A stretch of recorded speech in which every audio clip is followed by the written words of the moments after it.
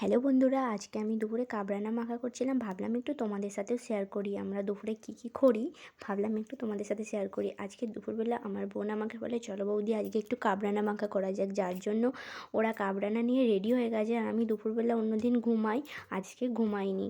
আজকে ভাবলাম ওদের সাথে একটু যাই কাবরানা মাখা করতে। আর প্রথমে একটা কথা বলে দিই, আমি না একদম টক খেতে পারি না, ঠিক আছে? মানে একদম হালকা হালকা খাই যাকে বলে। যার জন্য আম মানে কি বলবো আর কি, আমি ওইসব টক জাতীয় জিনিস যেখানে হয় সেরকম থাকি না। তো আজকে আমার বোনেরা বললো, চলো বৌদি একটু কাবরানা মাখা করা যাক আর কি। তো আমি তাই জন্য কাবরানাটাকে ভালো করে ধুয়ে স্টার করে কেটেছি। দেখো কতটা সুন্দর লাগছে, পাতলা পাতলা করে কাটা হয়ে গেছে।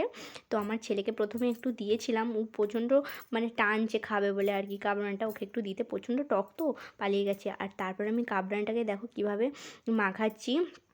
নুন দিয়ে বিট লবণ আর জলজিরা লঙ্কা দিয়ে হালকাভাবে লঙ্কাটা দিয়েছিলাম, কারণ এখানে অনেক ছোট ছোট বাচ্চারা আছে।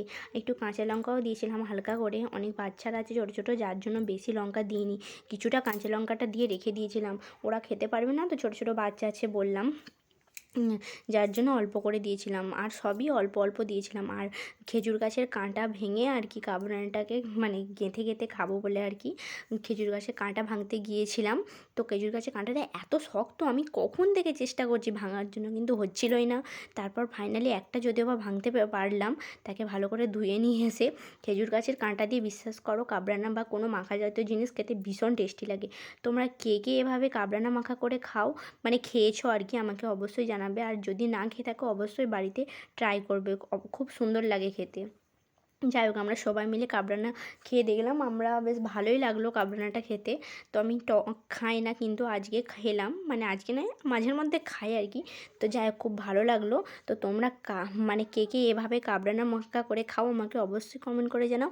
আজকের ভিডিওটা এতটা ভালো লাগলে লাইক কমেন্ট শেয়ার